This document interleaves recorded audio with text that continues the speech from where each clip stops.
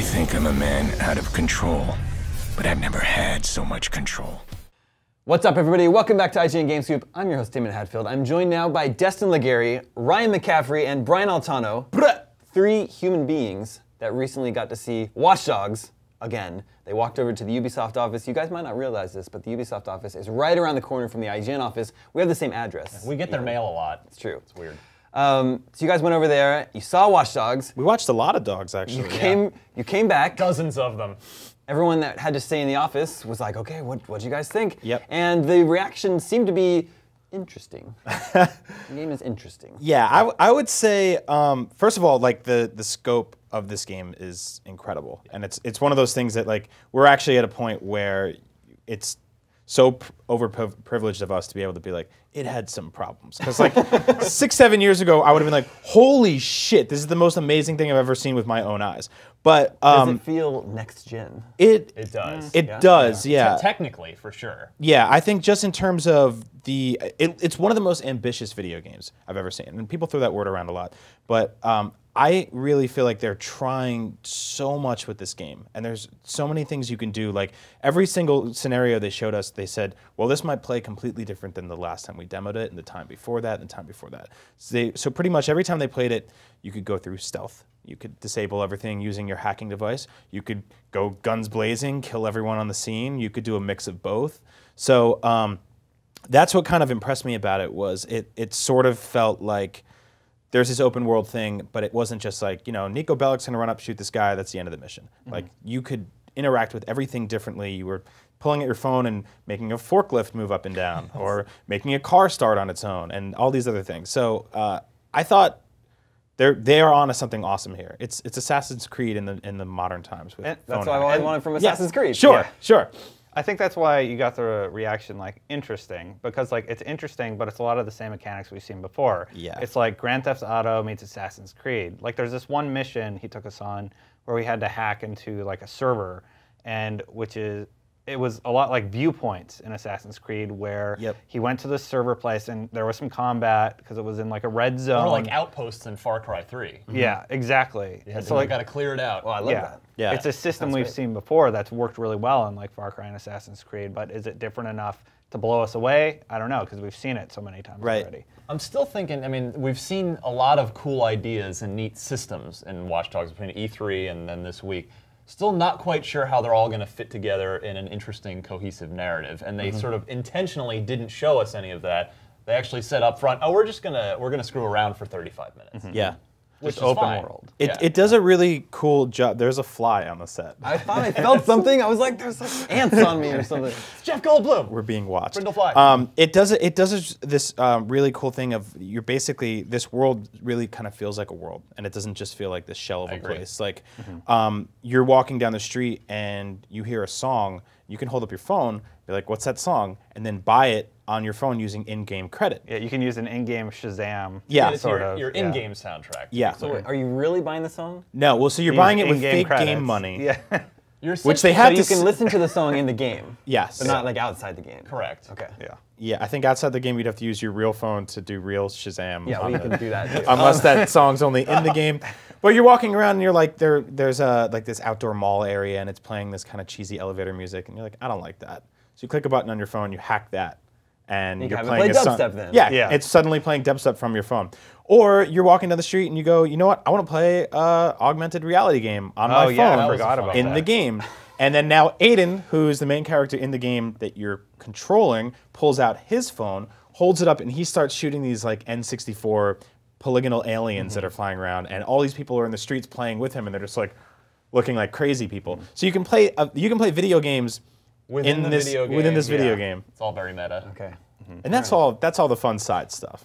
But That's all of it? that's it. That's Watch Dogs. What about this iPhone, this iOS app, the companion app? So yeah, they were sort of hesitant to call it that. They were very they're like, we don't like the term companion app. What term do they like? The second screen experience. Okay. Yeah. So actually at E3 behind closed doors, they did show it. Like they held it up to us and showed it for like a second. And you know, in the intro of all their trailers, it has like the wireframe buildings and stuff like that. It kind of looks like that with players all over the place. And they show it at the end of one of their E3 demos. Actually. And they made it very clear you'll be able to play on your console, and someone else on their phone on the bus could be interacting with you in the game world. They didn't say how, but it's an interesting proposition. And although they did clarify as far as the multiplayer, there will be a strict player count. You know, it'll probably be 16 players, or whatever. It's not a massive, completely connected online thing. It looked sort of like you'll be at home playing Watch Dogs, and I'll be on the bus playing this top-down map version of Watch Dogs, where I'm disabling cameras for you, or I'm hacking devices for you as you're driving along. And there's a lot of hacking that happens on the fly. And some of us were talking about this, like most of the hacking that we grew up watching is like in the 90s was all like fat guys in their computers. They handle everything from here. Or Sandra Bullock. Yeah, or Sandra Bullock.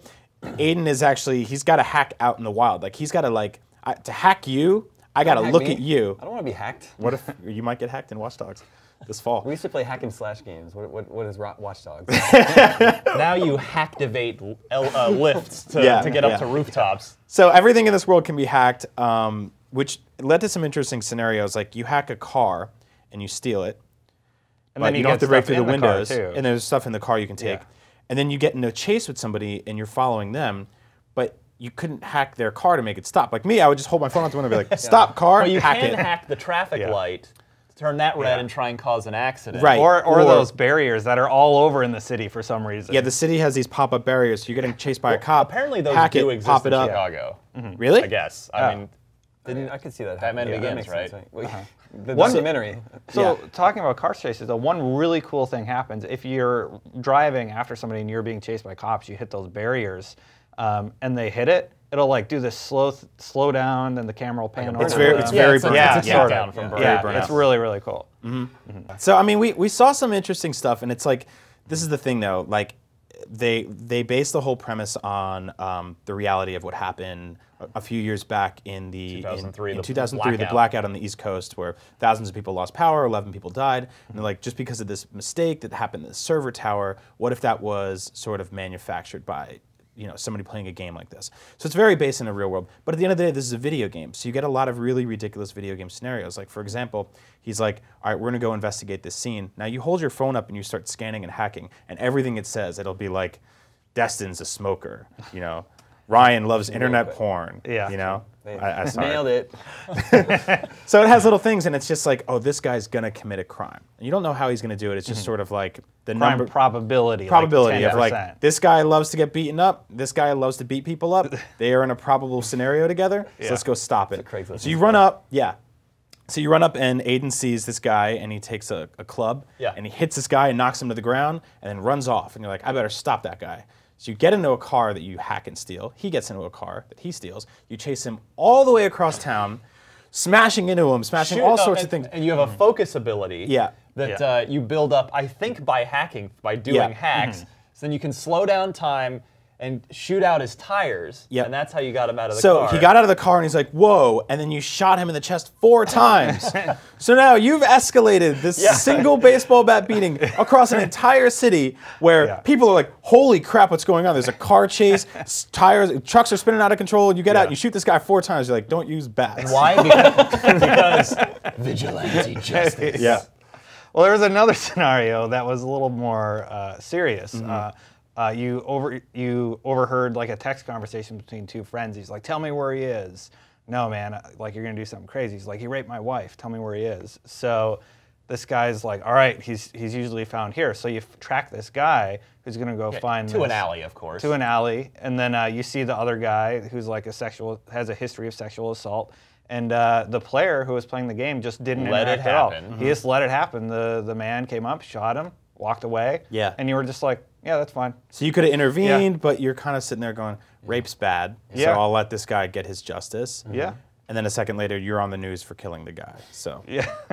No, not that guy. It was for the murder earlier with the baseball bat guy who you shot in the chest. You did do that. In wide open public spaces. Yeah. And you got another kind of Assassin's Creed scenario where every time the guy pulls up his mask, everyone's like, I don't know who that is.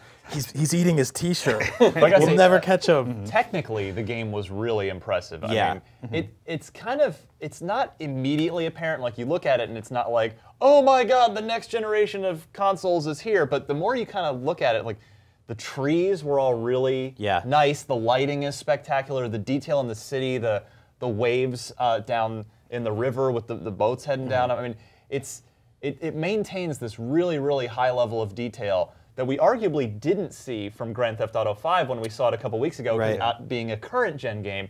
So it's that extra, 7.5 gigs of RAM going to work. But And they did say things like Aiden's able to pretty much scale any structure in the city. So it's the closest we're going to get to a modern day Assassin's Creed. yeah, and I mean, technically speaking, I'm a little hay bale. nervous about how it's going to look on current gen consoles because it is coming out on 360 and PS3. Because obviously, what we've been seeing this whole time probably the is PC totally version. high It was, octane, next gen consoles, meaning also high end PC. Yeah. I think you're going to want to play it on your next-gen console. Yeah. Yeah. I saw it behind closed doors at PAX East, and it looked like it was running on current gen, and it didn't look that good. Really? Like they sacrificed a lot of graphic, but that's But like it looks it's still super- months out. So, Yeah, and it looks super pretty on the new tech. for sure. Yeah. So before we go, review the demo that you saw on the IGN scale, Destin. Oh wow. Just the demo because it was open world and no story or anything. I'll give it like an 8. That's great. Yeah. Yeah. You want me to put a number on it? You got to review it on the IGN scale. Yeah. Yeah, without story, because I really want to see where this story I'm a story guy goes. too. Yeah, so. a lot of interesting Interesting. principles. Is that word again? Yeah, I'll agree with the 8. All right. I'm going to go 7. 7. Oh yeah. Oh. Good. Yeah. Good, but not great. There were some technical issues I saw, and it's a very early build, but there was a lot of screen tearing. And that's obviously something they're not going to ship the happens all game the with. time in Happens all the time. pre-release. But, we didn't know much about the story. We don't know much about the characters. Some of the characters we saw are just sort of like these generic 90s hacker-looking types. But I have a feeling there's going to be so much to do in this game, and I think that's what it's really going to come down to. I'm also really curious to see how big the Chicago is, because we've seen some controlled demos so far, and they are promising a big open world. So just how big is Chicago going to be? I'm real curious. Loading times from the east side to the west side of Chicago. It's traffic, That would Dustin. be bad. It's just That would traffic. be You're so stuck in bad. traffic. You're just hacking. You're waiting for the hack bar to Yeah. Yeah. Thank you, Destin. Thank you, Ryan. Thank you, Brian. My name is Damon. This is IGN GameScoop, and we're out. You screw around and you get people hurt. Or worse.